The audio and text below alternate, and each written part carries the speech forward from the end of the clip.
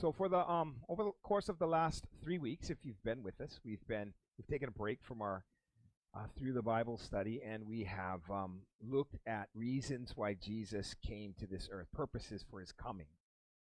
ここ3週間は、聖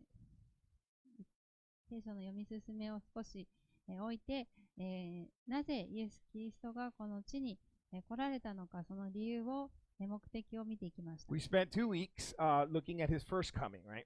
Why he came the first time.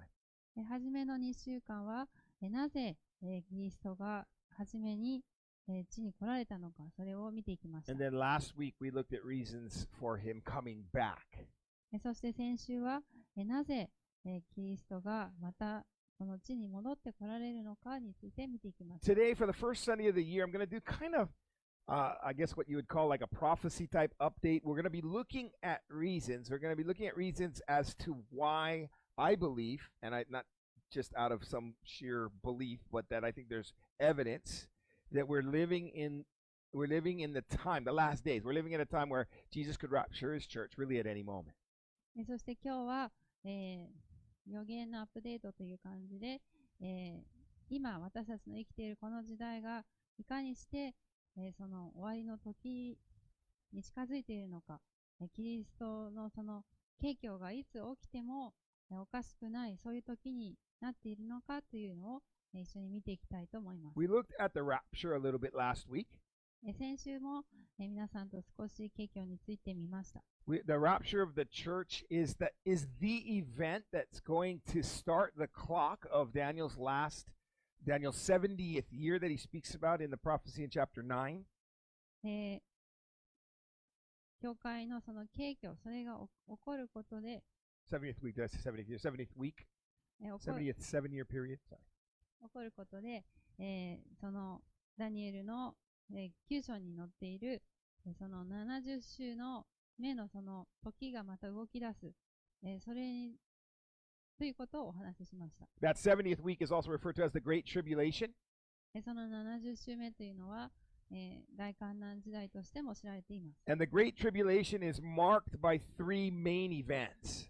そしてその時代というのは、3つの大きな出来事に分けられます。Like I just mentioned, the beginning is marked by the rapture. That's the starting clock, if you will. そしてその一つ目、その時代の始めが、その教会の景況。And then right at the middle of the 7-year period is what's known as the abomination which causes desolation. The Antichrist goes into the temple to demand to be worshipped. そして2番目の出来事が、その反キリストが神殿、至聖所に行き、自分を神として崇めようと宣言するそういう出来事。And that starts another clock, right, for that last 3.5 years. そのことが起こると、その最後の時代、3年半後半部分が始まります。And then the end of the tribulation is marked by the physical return of Jesus Christ to this earth. そして3番目の出来事、それは、イエス・キリストがもう一度、その体を持って物理的にこの地にやってくるということです。Now we've talked in detail about what the world will look like at the time of the rapture. これまでにも、その景況が起こる時代に、この世がどんな風になっているのかを、お話ししてきましたが、And some of this may be redundant. そういうことで、皆さんにとって今日聞く内容が少しこう重複して聞こえるかもしれません。But I'm going to look at 6 points that kind of confirm to us that we are living in those days. We're living in the days in which the rapture is going to take place.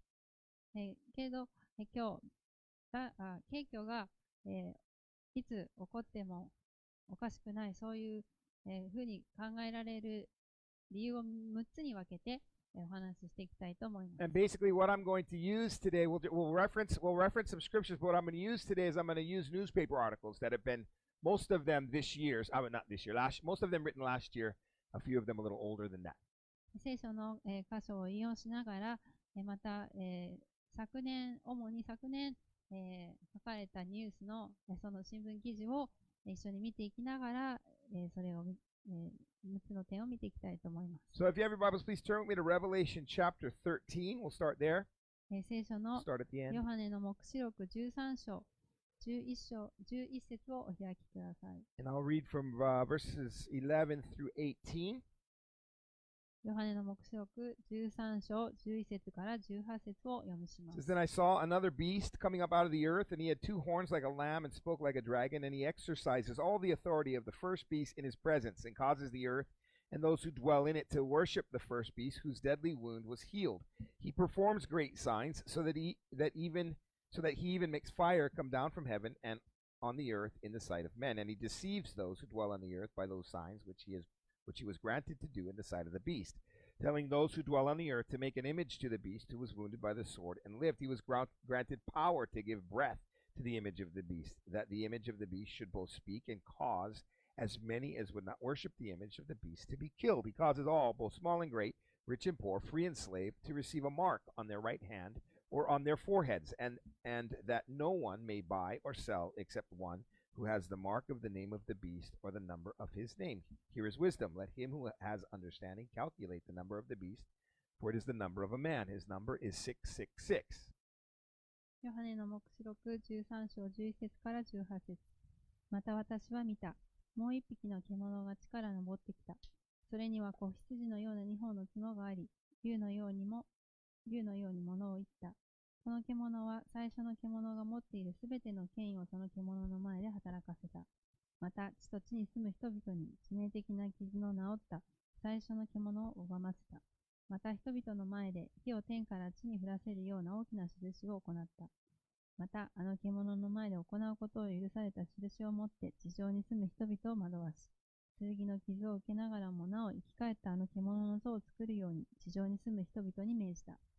それからその獣の像に息を吹き込んで、獣の像が物を言うことさえもできるようにし、またその獣の像を拝まない者を皆殺させた。また小さい者にも大きい者にも、富んでいる者にも貧しい者にも、自由人にも奴隷にも、すべての人々にその右の手か、その額かに刻印を受けさせた。またその刻印、すなわち、あの獣の名、またその名の数字を持っている者以外は、誰も買うことも売ることもできないようにした。ここに知恵がある。資料ある者はその獣の数字を数えなさい。その数字は人間を指しているからである。その数字は666である。So from what we just read here, the first thing that we're going to talk about and we've talked about this before, is the time. This is during the tribulation, actually. This is after the rapture, but the time during the tribulation, there will be a time. It will be a time in which there is a traceable and trackable world economic system that is cashless and governed centrally. ここで書かれていることは、景況の起こった後の観覧時代の内容で、この時代になると、キャッシュレスの、時代になるとあります。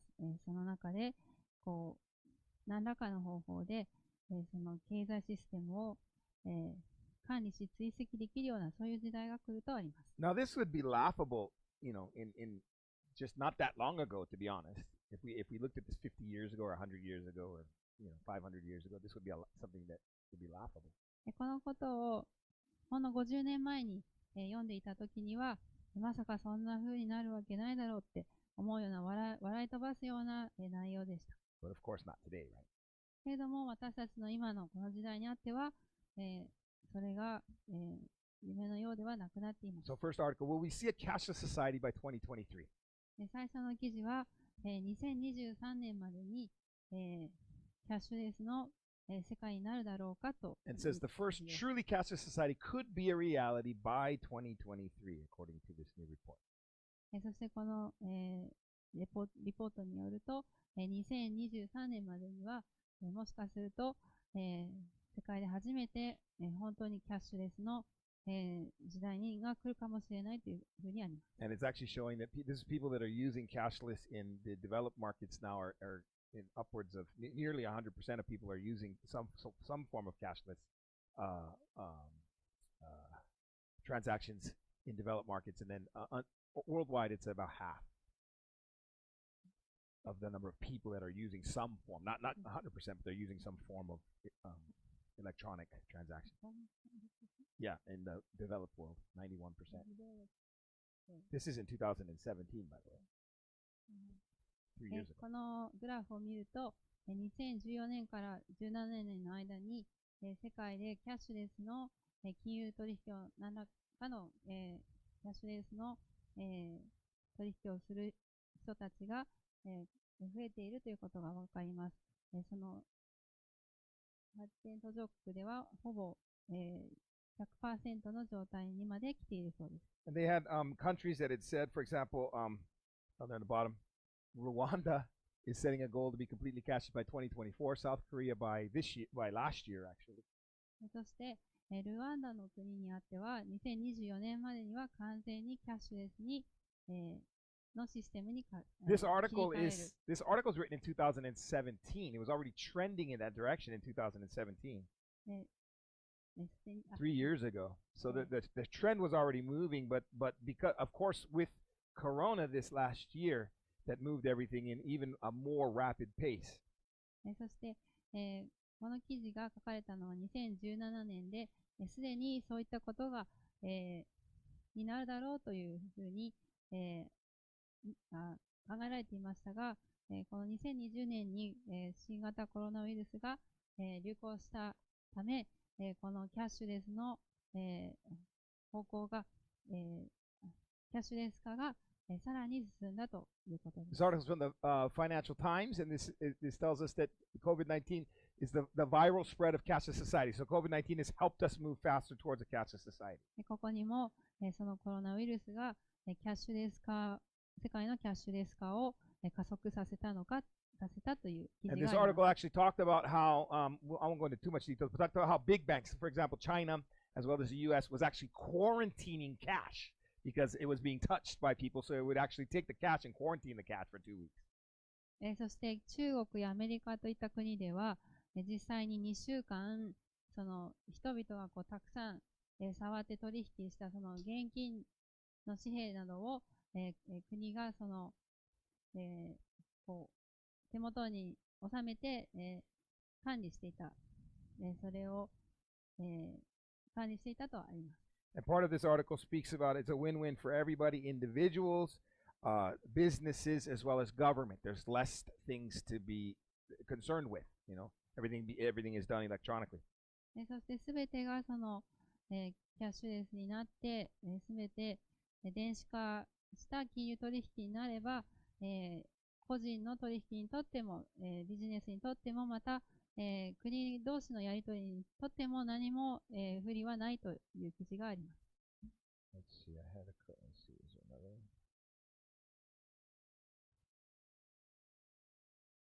Sorry, I don't have these organized well. My bad. That's different, sorry. I thought I had one more, but that's okay. Right, so now the other thing that this article, I mean not this article, but Revelation, when we read Revelation chapter 13, something else that comes to mind is in Revelation chapter 18. We won't read it, but we see that what has to come with a one world economic system is a centralized government as well. There needs to be some sort of centralized governance in order to be able to run this sort of thing. そして一緒には今皆さんと開きませんが、ヨハネの黙示録18章の方も見ると、こうしたその、キャッシュレスの、世界的な、経済システムを、取り扱っていくためには、こう何らかのこう世界的な、集権国家、といったものが全てが集中化する必要があるということが出ています。And you heard me mention a few weeks ago about the Great Reset.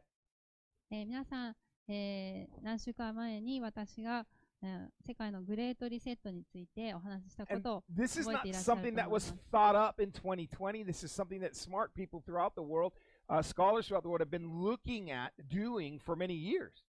これは2020年になって初めて、出てきた考え方というわけではなくて、この研究者たち、専門家たちがもう何年もの間にわたって考えてきたことです。And I honestly think that's for at least some of them, their thoughts are for the good. They're looking for the good of mankind, actually. そして彼らがなぜそのようなことを考えるのか、その理由には、世界の人々のためを考えて、何か良い行いを取りたい、そういう動機から、そういったものを考えていると思います。But ultimately, all of this is working towards it's working towards the ultimate history that God's already drawn out, if that makes sense. けど、そのことのすべてが究極的には、神がもうすでに書かれたその計画の通り、その方向へと向かっているにすぎません。So, great reset. Let's got a few articles on the Great Reset. So this one it says now is the time for the Great Reset. So この記事を見 apparently all る you got to と do is just press this button and then everything's all set. この記事を見ると、今こそがそのグレートリセットの時であると、そういう記事です。It says here that there's many reasons to pursue a great reset, but the most urgent is COVID-19. 読んでいくと、グレートリセットを、しようとするその理由はたくさんありますが、一番それを、私たちがするべきだと必要に迫られている理由は、新型コロナウイルスにあると。This article speaks about serious long-term consequences for the world's economy. このコロナウイルスの流行によって、世界の経済が、の状況が非常にこれから長期にわたって悪くなるということ That で if す。 something's not done, that these crises are going to leave the world in a less sustainable place. We'll be in a world that's hard to live in. その結果、この世界というものが、住むに難しい、そう生活していくのに、苦しい、そういった世の中になっていくとなります。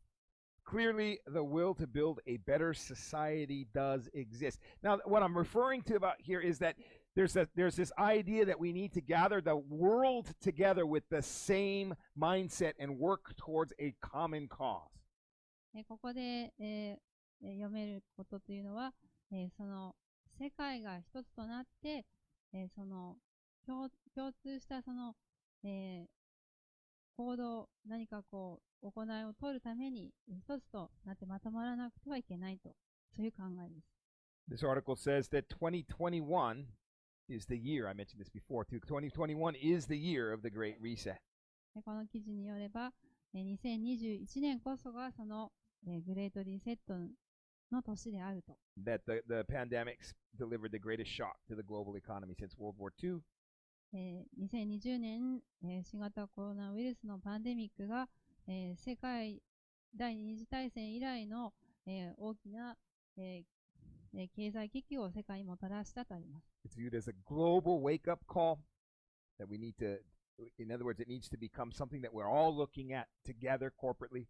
それは私たちに、目を覚ましなさいと、この危機を訴えるものであって、私たちが、ここから何か行動を起こしていかなくてはいけない、そういうことを言っています。And it goes through different countries and how they're dealing with corona. But basically, how might the virus change the world? そして、世界の各国がどのように、コロナと向き合っているかが書いてあり、ここには、このウイルスがいかに世界を変えていくのだろうかと言います。I thought this was an interesting article in Time, the publication Time. It says it's written as if it was in the future. It's 2023. Here's how we fixed the global economy. これは、このタイムマガジンの記事なんですけれど、もう今時代が2023年になっているかのような、そういう見出しで、2023年私たちが我々がどうやって、経済を立て直したか、そういう記事があります。I find interesting when it was written October 22nd of last year. これが書かれたのは去年の10月22日になっています。Starts off saying this year is 2023 and the pandemic has come to an end. The global economy is on a path to recovery. How did we get here, right? This is written as though we've in the future and fought this off. 記事の見出しが、2023年、今年になってパンデミックが、終わりに近づき、経済がやっと、回復し始めました。ここまで来るのに私たちはどうやってきたのでしょうかと、未来からの、まるで2023年にいるようなそういう視点で書いています。It says there was a big help in late 2020 when Donald Trump lost the election. Interesting, she wrote this before the election. そしてそこには、まずは、ドナルド・トランプが大統領選挙で、負けたそこから、すべてこう始まり、状況が良くなりました。And that basically Biden came in and saved all the relationships that Trump had broken so that we can work together to form a global pact to fight against this virus is what it was. そしてバイデンが、大統領になって、トランプがこう、断ち切ってしまったその世界との、関係をもう一度回復させ、世界が共になって、一つの、その集中化を目指す、そういうところまで来たと。So we're going to see in the end times, we see a cashless society. We'll see an economy that's governed centrally, especially economically. そうやって私たち An は、 economy that's an economy is economic. Sorry, an economy that's governed centrally. 終わりの時になると、世界規模で、管理されるそういう、経済システムになります。We've seen that COVID will play a role, obviously, is playing a role in this great reset towards a more world focus. Let's get focused together so we can accomplish this thing together. Corona is playing a role in that. そうやって世界が、一つになってこのことについて対策を取っていこう、そういうふうになっていくために、コロナは、一役買っています。I also notice, I think Corona is going to play other roles in this as well. そしてそれだけではなくて、他の部分でもコロナというのは影響を与えていくと思います。Corona has definitely given in freer societies, more freer societies, the people have said, okay, we're going to do this. Whatever it is that you tell us, we believe that what you're telling us is right, and so we're going to follow what you say. And they've kind of come to the agreement to listen to their governments in large part. 大きく見て、世界の人たちが、そのコロナを通してその政府の言うこと、その指針に従ってそれを受け入れてそれに応えますと、そういった、関係ができてきています。To live under a centralized government, one thing that people are going to have to be used to is doing what they tell you to do. そうやって、一つの集権国家が世界的にできていくときに、世界の人々が、慣れなくてはいけないこと、それは、その一つの、中心からこう発せられる指示に従っていくことです。Another thing that we are going to begin to see as a norm, I believe, is what's being referred to as vaccine passports. Have you guys heard of these? そして次に、見ていきたいことが、予防接種の、そのパスポートということです。皆さん聞いたことありますか？ Many are talking about this actually, but the future of travel is vaccine passports. 将来、これからは、予防接種を受けていること、それがパスポートになる。What's a vaccine passport? 予防接種のパスポートっていうのは一体どういうことでしょうか？ Basically, you'll carry a passport, of course, your normal passport to travel from one country to another, and you'll also carry your vaccine record to show whatever country it is that you're going to enter into that you have the proper vaccine in order to enter their country, particularly with corona. それは、世界旅するときに、持っているそのパスポート、自分のパスポート、それともう一つ、自分の予防接種記録の載ったそういった手帳を持ち歩いて、その国に入国するのに、必要な、注射を予防接種を私は受けていますと見せる、そういうもののことを言います。Now, vaccine passports aren't new. これは新しい考え方ではなくて、 They've been around for a very long time, actually. もう長い間、こういったものは存在しています。This country won't let people from certain places into the country if those places that they're coming from has some sort of disease that they haven't been vaccinated for. You have to require proof that you've been vaccinated for that.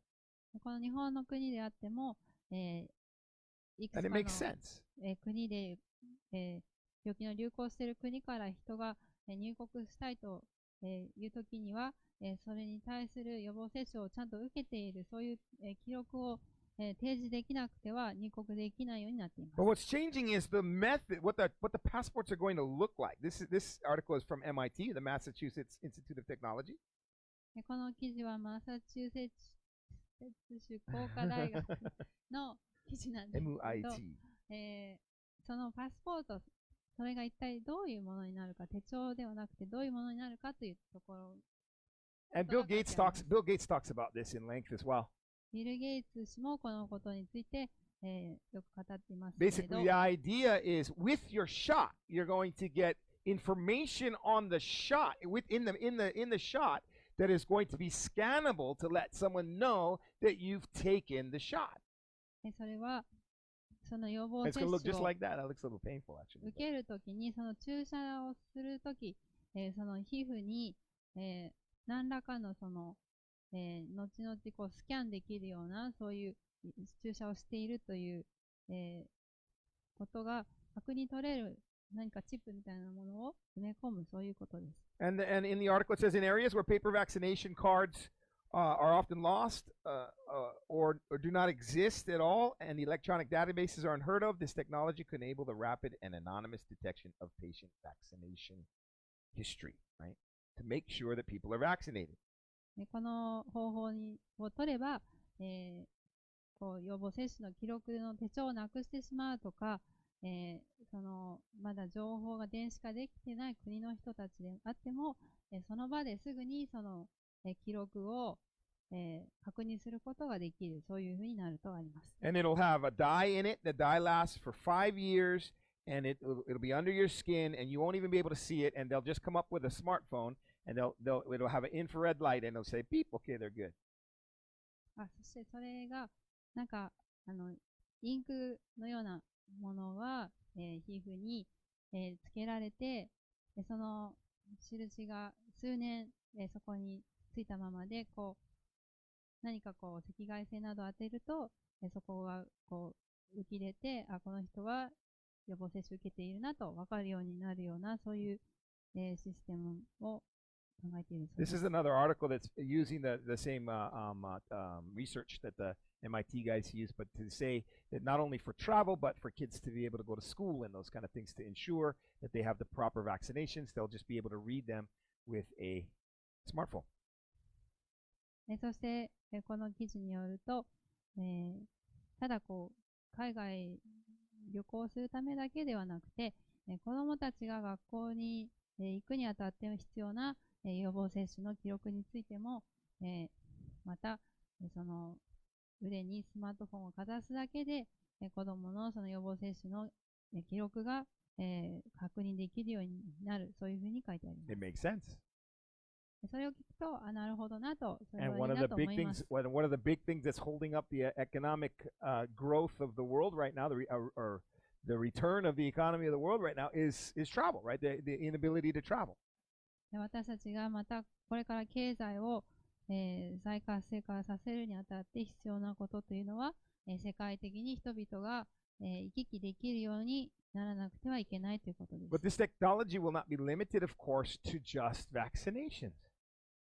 この新しい技術というのは、予防接種だけに、用いられません。 This article is from April of 2020. Swedes get futuristic high-tech implants in their hands to replace cash and credit cards, eliminating coronavirus contact. You see, corona is now causing people to desire to get implants so that they don't have to touch anything. What's that? Swedish people. これによると、スウェーデンでは、こう現金を使うことで、その credit cards, by the way, コ not ロ cards. ナウイルス Looks を pretty こう painful. I don't think I want this shot. コロナウイルスを or this implant. こうまたばらまいてしまうことになるので、現金を使わずに、その何か、体にこう注射器で打ち込んで、それを使って、こう買ったりとかそういう、ことができるようにすると、そういう記事があります。It's already happening. 4,000, which isn't very many. 4,000 people have had the high-tech chips the size of a grain of rice inserted into their hands. Now, this is interesting. It's their hands. And it says, but the pioneers, the ones that are doing this, are predicting that millions will want to do this, and they want to take it global. これはすでに、4000人の人が実際にこのことを、受けていて、その小さな米粒一粒ぐらいの大きさの、チップが、マイクロチップが、体に埋め込まれて、それで、こう買い物などできるようになっているということです。そして、後々には世界的にもこの、システムを何百万人の人が望むだろうと、そういうふうに書いてあります。And then notice it says, now, see, we've been talking about this, I've been talking about this technology and that people are going to begin to use it, and they're going to use it because of theft, right? They don't want to have their credit, people, identity theft and those kind of things. But there's also a new reason now, and that is to reduces the risk of transmitted infections by the coronavirus. The coronavirus is another new reason to get the implant. この方法を取れば、クレジットカードを使って、犯罪など、そういうことを防げるという利点もありますけれど、さらに、これからは、コロナウイルスなど、そのウイルスの、感染を、防ぐことができるようになるとあります。And this is a research article that talks about the same technology, but is instead of not just for cash and those kind of things, but for identification and authentication of authentication of people. So in other words, to prove that it's you, right? そしてこの、リサーチによると、そういった、チップが、売り買いに使われるだけではなくて、その個人個人の、情報、その人の ID として、その人が誰なのかを確認するためのものとしても用いられるとあります。It is a really long article, but it talks in some things, for example, about theft of identity, of course, but it also talks about not having to give your fingerprint by touching something and those kind of things as well. Instead, you can have your identity on you because it's in you. これもまた、その個人の ID を、盗まれることを防ぎ、また、指紋を取って自分の ID とするようなそういった接触を、防ぐことでできると。なぜなら自分の体の中にそれが、埋め込まれているからです。And the benefit from this is it's convenience in the sense that you don't have to have anything in your possession. You don't have to have a wallet. You don't have to have any money. You don't have to have anything in your possession. It will all be within you. このことで、便利になる点というのは、これからはその財布を持ち歩いたりとか、そういったことが必要なくなると、すべて必要なものは、情報は、自分の体の中に埋め込まれているからです。So, first two reasons that we've looked at when we looked at Revelation here, so we looked at the reasons that we're living, that I believe that we're living in the time nearing the rapture is a cashless society. We're basically in or very near a cashless society now, and a more centralized world government. こうやってここまで見てきたように、なぜ今、その景況が近づいているか、その一つ目の理由は、キャッシュレスの世界になってきていること。そして二つ目は、世界が一つのなって、中央集権国家を今立て上げようとしている、そういうところに来ているということです。I honestly think we're still somewhat far from a centralized world government. 私はま Looking at だ the world today.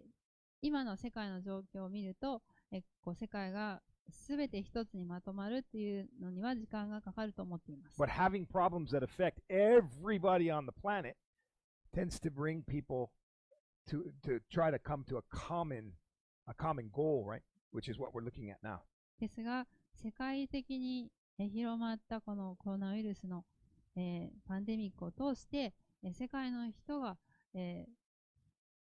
同じものを共有して一つになろうとする、そういう動きがこれから出てくると思います。Now, my next four reasons that I'm going to look at in concerning the rapture and the fact that I believe we're living in the last days, is going to be dealing with the nation of Israel.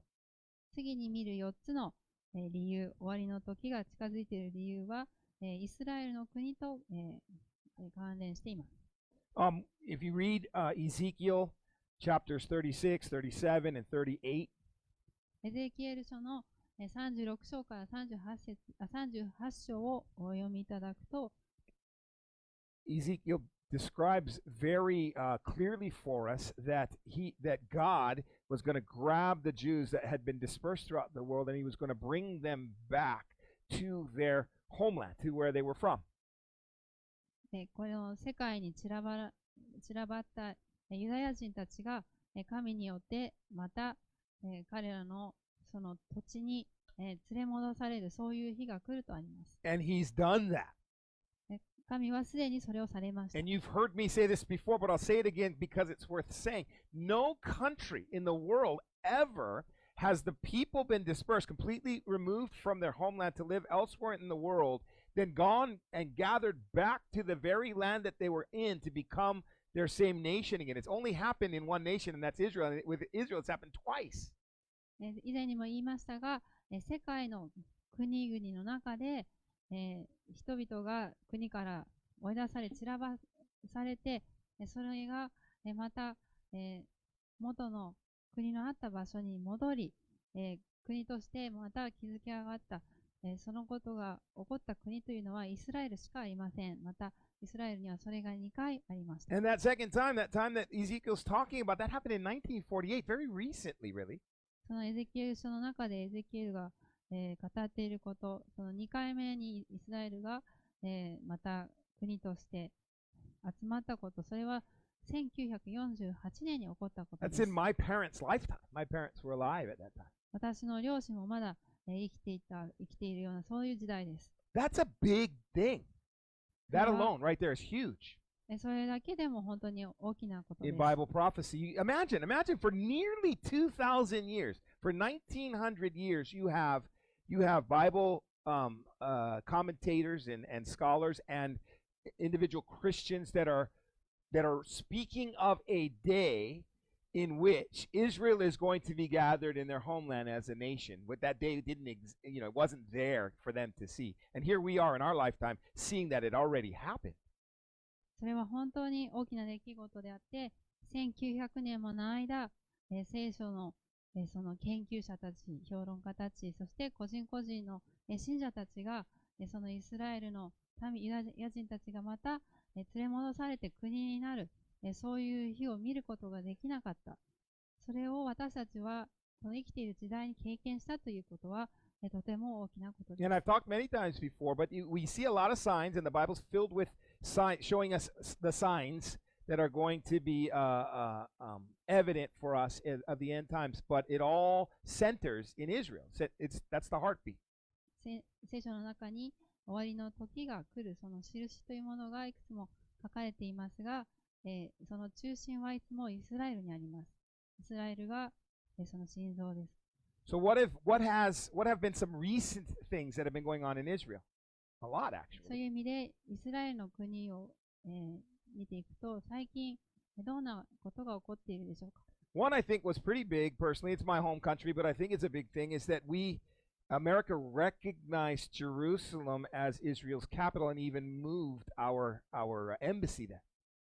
その一つは私の母国であるアメリカがイスラエルを国として認め、その首都をエルサレムとして、そのアメリカの、大使館をエルサレムに移したことです。Correct me if I'm wrong, but as far as I know, Israel is the only country in the world that's told by outside sources that where they can or cannot place their capital. イスラエルの国だけがこの世界の他の国によってその首都をどこに置いていいとかいけないとかそういうふうに口出しされている国だと思います。And in 1980, they said we're just you know what, we're going to make Jerusalem our capital no matter what the world says, and they decided to do that back in 1980. 1980年には、世界何を言われようとも、私たちの首都はエルサレムに置くと、そう、決めました。And since then, that every president in my country has basically said, yeah, you know, with their mouths they've said, yeah, Jerusalem should be the capital of Israel. It should be the capital of Israel. Israel should be able to decide their own capital.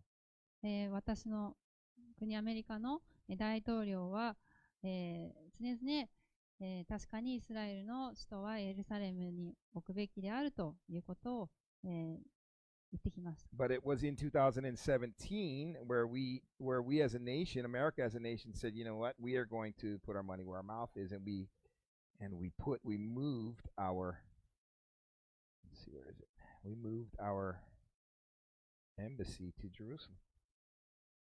そして2017年になって、アメリカの国が私たちエルサレムが首都であると言ったように、実際にその大使館もエルサレムに、移設します、移動しますと、そういうふうにしました。Today we finally acknowledge the obvious that Jerusalem is Israel's capital.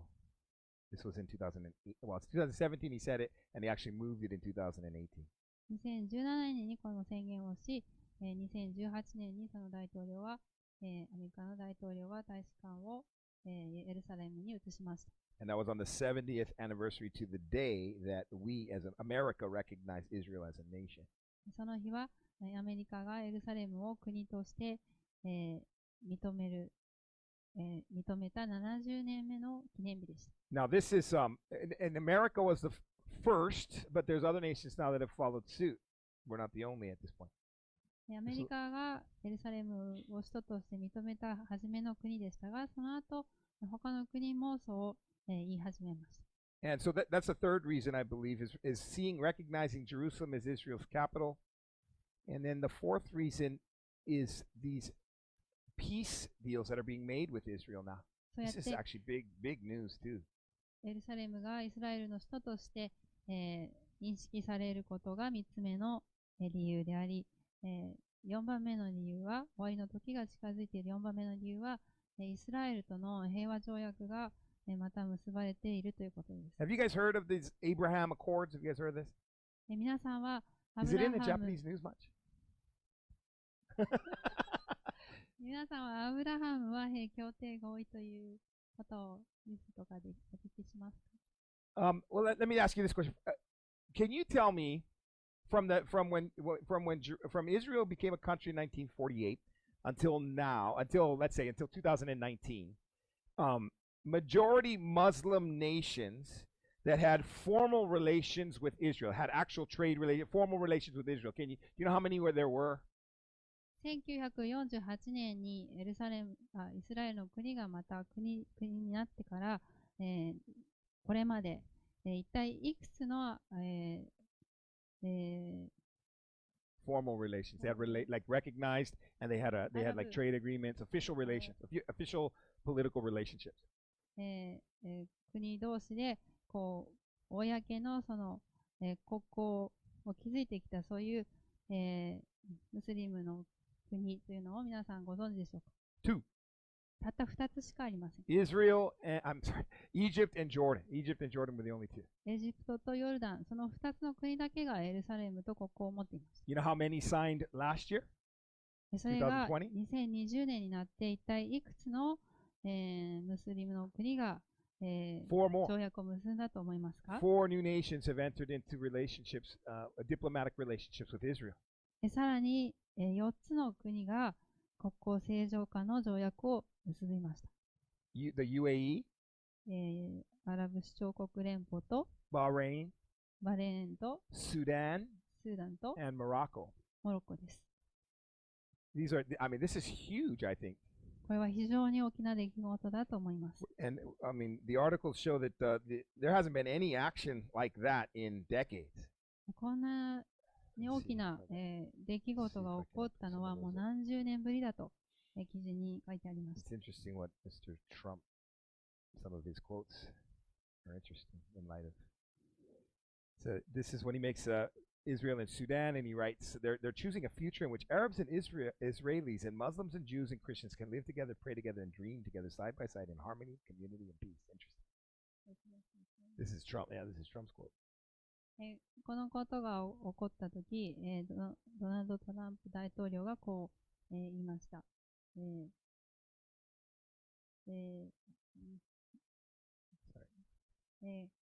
こうやって、国交が正常化すること、それは、アラブ人、イスラエル人、ムスリムの者たち、ユダヤ人、クリスチャンすべてが、共になって、祈り、そして夢を見て、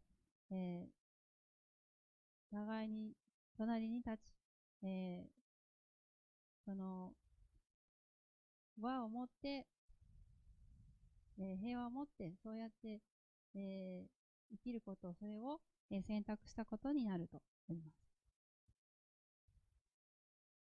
And then here in the BBC, says Trump hails dawn of a new Middle East with UAE and Bahrain, Israel deals. Sorry. The beginning of a new Middle East is what he hail means. He spoke. これによると、トランプ大統領が、中東の、新しい歴史の始まりだと思います。And then, I'll just, for the sake of time, and then Morocco. Morocco's now the fourth, normalizing time. Morocco, 4番。これによると、モロッコが、その条約を結んだ4番目の国になる。I mean, this is important because we know that in the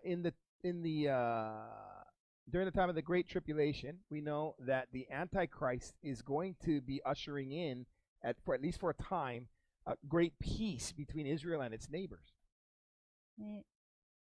患難時代の、一定期間、反キリストが、イスラエルの国とその周りの国の間で、平和を、築き上げる、そういうことが書いてあります。And you know that still several of Israel's neighbors still don't even recognize their existence, let alone have normalized relationships. まだ今日でも、イスラエルの国を国と認めていない、そういう、隣国がいくつかあります。So seeing this happen in such a rapid pace, really, seeing this start to begin to happen is pretty big news, I believe. その中でこうやっていくつもの国が、平和条約を結んでいくその動きが出てきたのというのはとても大きなことだ Nothing と like 思 it い in ま like す。 40 or 50 years. Nothing like this in like the last 40 or 50 years, even though American president after president after president had been trying to do these things. 何十年もの間、アメリカ大統領がこうなるようにと、働いてきましたが、ここ40年、50年、こんな動きは、見ることができませんでした。So you've got Jerusalem being recognized, at least by some, as the nation's capital.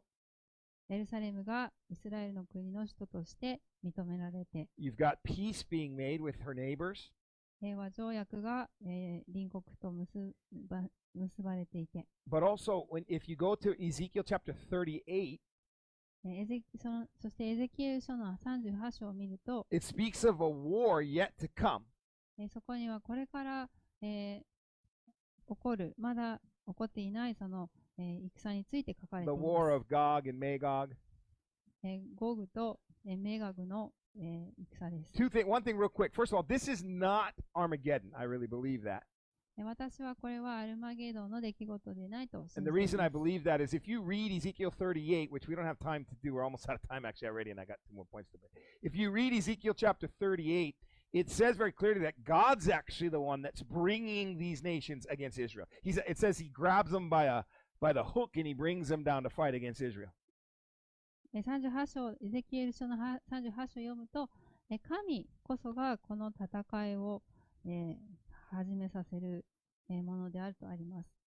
But when you read the Battle of Armageddon in Revelation, we see that it's the Antichrist that actually is the one that brings the fight けど、黙示録の against 方 Israel の、アルマゲドンの戦いを and rallies the につい troops. て、読むと、神ではなくて反キリストがその、戦いを引き起こすものであるとあります。So the timing, I still don't know. I really don't know the timing of this battle in Ezekiel chapter 38. なので、エゼキエル書38章に書かれているこの戦が一体どのタイミングで起こるのか、それはまだわかりませんけ It れ may ど、precede the rapture. It may be in the beginning stages of the Great Tribulation to usher in this peace. I'm not really sure, to be honest. It may precede the rapture. It may come before. It may happen before the rapture. それは景挙の前に起こることかもしれませんし、It may be in the beginning, very えー beginning of the tribulation, possible, or 観覧時 enter 代 into の the beginning of the tribulation.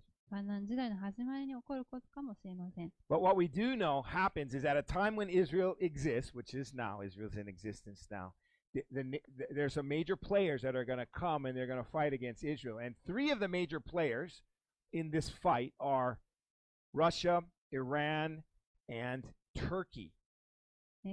ただ分かっていることっていうのは、このイスラエルの国がある時代に、今のようにある時代に、イスラエルに戦いを仕掛けてくるその主要国、それはロシアとイランとトルコということが分かってい Libya is ます。 also going to play a role as well.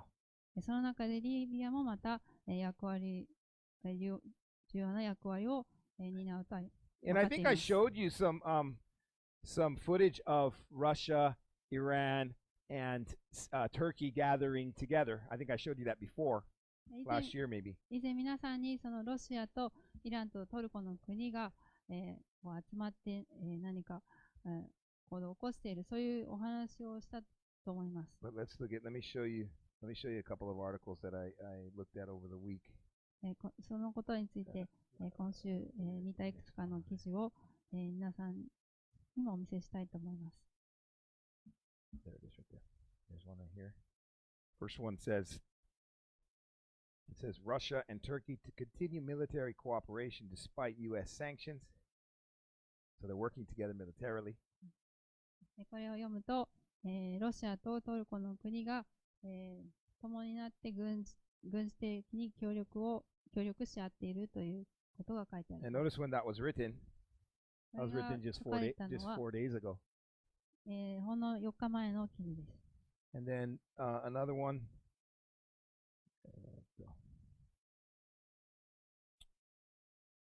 This one here, Russia, Turkey, Iran united by goal to avoid Libyan scenario in Syria. Isn't that interesting? So Russia, Turkey, and Iran are together to save Libya. They don't want Libya to turn into Syria. They don't want a big civil war like what's happening in Syria now. So those three powers are together, actually united for the sake of the fourth power that's going to be involved in that fight as well, which is Libya. この記事を読むと、ロシアとイランとトルコの国が、リビア、共に協力し合って、リビアの国がシリアのような、紛争を起こさないように、協力し合っているとあります。 And then finally, this one says that Iran voices support for Turkey-backed Libyan government. Iran is cheering on Turkey as Turkey is actually becoming the major player right now. Actually, if you read the news, Turkey is becoming the major player in Libya, and Iran is backing them. リビアの国にあって、トルコが、主要な力と今なっているんですが、それを、ロシアの国が、サポートすると、そういった、すみません、イランの国がサポートすると、そういう記事です。So we have these major players working together already now, and we're told that they are going to come against Israel. Let me tell you right now, Turkey, that guy, he doesn't like Israel. Heard again. He's a practical guy, but he is a Muslim. こうやって主要な、国が、共に、集まっている。その中でトルコの、リーダーは、イスラエルの国を嫌っています。We know that Iran hates Israel. イランもイスラエルの国を、嫌っています。I don't think Putin hates Israel that much, but I think Putin looks and sees what exists there. There's value in the land in Israel because of their natural resources in which he needs. そしてプーチン自身は、さほどイスラエルの国を嫌ってはいないと思いますが、彼はそのイスラエルの国にあるその天然資源、その価値に目をつけています。Whatever the motivation, we're told that God is going to bring those countries together with a common fight against Israel in the end time. その国々を、まとめるその動機が何にせよ、聖書には、それらの国が、イスラエルに戦いを挑むそういう時が来るとあります。And the sixth thing that we're going to be looking for, the final one, is the third temple. そして6つ目に見るポイントというのは3番目の神殿ということになります。If you've been studying with us in Daniel, clearly we know that in the end times there will be a temple in Jerusalem. ダニエル書を皆さんと学んだときに読んだ方わかると思いますが、終わりの時には神殿がエルサレムに立つとはっきりと書いてあります。There isn't one there now. 今、エルサレムにはそれはありません。2 Thessalonians chapter 2. 第2テサロニケ人への手紙2章。Verse 1 says, Now, brethren, concerning the coming of our Lord Jesus Christ and our gathering together to him, we ask you not to be soon shaken in mind or troubled, either by spirit or by word or by letter, as if from us, as though the day of Christ had come. Let no one deceive you by any means, for that day will not come unless the falling away comes first. And the man of sin is revealed, the son of perdition, who opposes and exalts himself above all that is called God or that is worshipped, so that he sits as God in the temple of God, showing himself that he is God. 2 Thessalonians 2, 1 through 4. 第2テサロニケ人への手紙の2章1節から4節。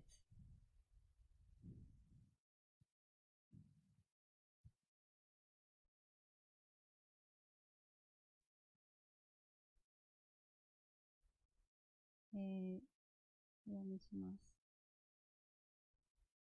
さて、兄弟たちを私たちの主イエス・キリストが再び来られることと、私たちが主の身元に集まれることに関して、あなた方にお願いすることがあります。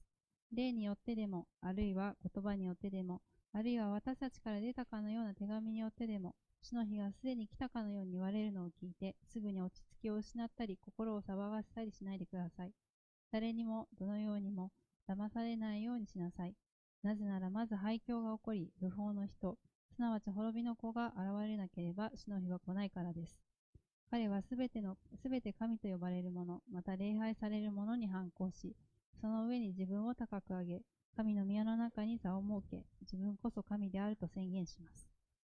So, 2 Thessalonians chapter 2 tells us that there'll be a temple. この箇所を読むと、神殿があると書いてあります。Daniel chapter 9, Daniel chapter 11, ダニエル書の9章、11章、Matthew chapter 24, マタイの福音書24章、Revelation chapter 11, ヨハネの黙示録11章、and other places as well. But all of these places tell us very clearly that there will be an actual physical temple in Jerusalem in the end times. これらの箇所すべてに、終わりの時に、エルサレムに神殿が、立つと書いてあります。So we'll end with just a few more articles regarding that. そのことに関して、もう少し記事を、見ながら終わりにしたいと Start 思 with いま this す。one. This one was written a while back, 2014, but I just like the headlines. This is in the times of Israel. この It 記事は says, You want world 2014 peace? Build a third temple. 年に書かれた記事なんですけれど、世界平和が欲しい、それなら3番目の神殿を立ち上げろと。And then they talked about the Temple Institute and that they've already created 60 vessels to be used in a third temple, which sponsors educational programs, Temple Worldwide. They created a $100,000 campaign to draft plans for the third temple. So there is a group called the Temple Institute. They are actually making stuff as we speak for the temple. They're making articles and whatnot for the temple, for use in the temple and worship in the temple. それによると、その神殿を、また、建てるための、そういう、団体があって、今そこで、着々と準備がされているということです。These are guys that don't believe Jesus is the Messiah, by the way. ここに They're 集ま waiting る for their Messiah. 人たちは、イエス・キリストが、メシアだとは考えていません。まだこれからメシアが来ると考えている人たち It で says す。 here, building the temples, the campaign statement says, would usher in a new era of universal harmony and peace, as prophesied in the Bible. Right on the top.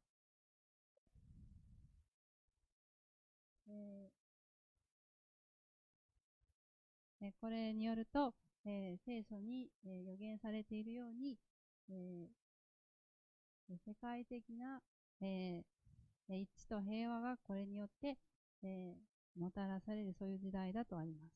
And then it's not enough to wait and pray for the third temple. The statement added, it is a biblical obligation to build it. These guys are passionate and emboldened to build it. そして、ただ、Sorry, did I just? That's a different article. Sorry. It's not just it's not enough for us to just pray. We got to do something. ただ祈っているだけでは十分じゃなくて、聖書にある通り私たちの義務としてこの神殿を建てるために今行動しなくてはいけないとそういうふうに言っています。This says it's been happening since 1987. They've been preparing to build this third temple. 1987年からこの神殿を第3の神殿を建てるために準備をしている。That they've made a group that they call the Sanhedrin. They've revived the Sanhedrin. Sanhedrin. They've made a group, the Sanhedrin, a religious body, to supervise what's going on. この準備を、指導するためにサンヘドロンという、グループを作りました。And then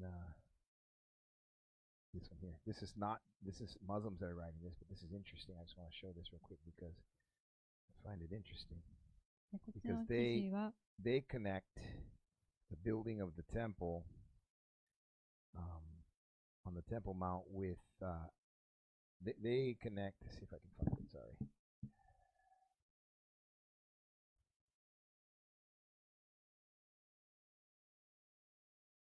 All right, here. So here, the Turkish premier news organization, whoever this is, it says basically they brought everything to light as this is a Muslim group that's writing this, but they're saying that the UAE Israel-based deal primarily focused on the third temple. So the UAE, I don't know what kind of authority they have, but the UAE is trying to broker this deal that they made with peace involving giving opportunity for Israel to build their temple on the Temple Mount, according to these guys. この、記事はムスリムの、国の記事なんですけれど、これによると、UAE の国が、そのイスラエルの国が神殿を建てるために、協力しているとそういうふうにあります。These are our 6 things to look for in the world when the rapture is taking place. これらの6つのことが、私たち世界にあって景況が起こるとき、見るべき印です。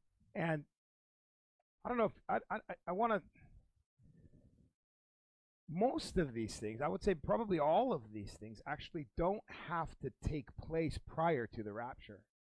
All of these things that I've mentioned. これらすべてのことが、景況が起こるために必要だとは思いません。What I mean is these things can actually happen during those first 3.5 years, at least many, if not all of them. これらのことは、その観覧時代の前半3年半の間に、起こっていってもおかしくないと思います。But yet what we're looking at in the world is that many of these things are happening right now as we speak, right? けど、今実際これら多くのことが、世の中で今世界で起こっています。Many believe that actually the building of the temple might not even start until after the rapture. 中には、神殿を建てるための働きというのが景況が終わった後でないと始まらないと考える人もいます。That will be one of the ways in which the Antichrist brings the Palestinians, because those are the guys that they ultimately need to bring to the table, the Palestinians and the Israelis to come together for peace, that somehow they're going to bargain and be able to build the temple on the Temple Mount. Many believe that. そうやって反キリストがそのパレスチナ人たちを引き連れてきてイスラエルと協力してその神殿をエルサレムに建てるそういうことが必要だと考える人があります。You don't need a world government and a cashless society for the rapture to take place. You need it in the time of the tribulation. What we're reading about was during the time of the tribulation. You don't need a one world government and a world cashless society before the rapture. その世界のキャッシュレス化、一つの中央システム、そういったものは景挙が起こるには必要ありません。Point I'm trying to make is that there's nothing necessary. There's nothing necessary that needs to happen prophetically in the scriptures in order for the rapture to take place. I believe that everything that needs to happen has happened. 聖書の、中の予言を見ても、景挙が起こるために必要なことというのはもうすでに、起こったと考えられます。That's exciting news. もう他に起こる必要があることはなくて。Makes me feel like it's not true, but it makes me feel like I'm living on borrowed time, right? Because the sense that I don't know how much time I have. もうあとどれだけの時間私に残されているのか、その景挙が起こるまでに、わずかな時間なんだと考えるのは本当に、ワクワクすることです。And that's actually the truth, right? That's always the truth. It always has been. 私たちにどれだけ時間が残されているのか、そう考えるのは、新しいことではなくて、これまでずっとそういうふうに考えてきたことです。Because for every believer that's ever lived on this earth before us, they looked forward in anticipation like we do to the rapture, and yet they were not raptured. However, they are now with their Lord, right? That moment that they took their last breath, they entered into eternity. 私たちの前の時代を生きてきた、信者たち、皆、景挙、その、起こる日、それを、期待して、待ち望んで生き、そして、命の終わるとき、彼らは、景挙は起こらなかったけれど、永遠の命を持って天に行きました。So we don't know how much time we have left. It's a reality. We're not promised a day. 私たちにはあと一日も約束されていません。本当にどれだけ時間があるのか分かりません。And I don't say that to scare. I say that to hopefully it focuses us. It focuses on what's important. それは皆さんを、怖がらせたくて言うのではなくて、それを考えた上でどこに私たちが焦点を置いて、生きていったらいいか、それを考えてほしいと思います。It puts our priorities in the right place. 私たちが優先すべきものを優先できるように。That we're living for a purpose, right? The right purpose. 私たちは、正しい目的のために生きています。Let's pray. お祈りします。 Heavenly Father, Lord, we do thank you for your word, Lord. 天のお父様、あなたの御言葉を感謝します。Lord, you wrote what the world's going to look like at your return, and Lord, it sure looks that way now. It's looking more and more like that. あなたは、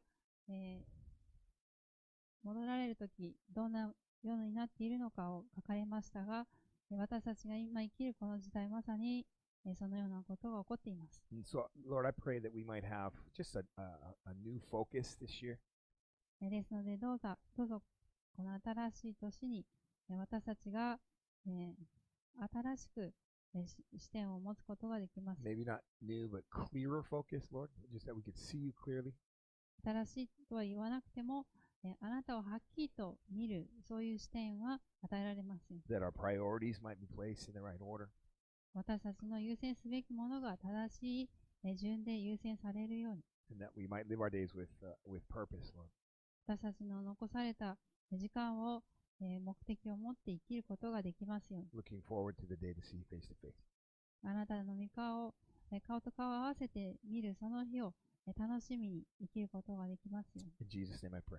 イエス・キリストの皆で祈ります。Amen. アーメン。We are going to partake of communion, first one of this year.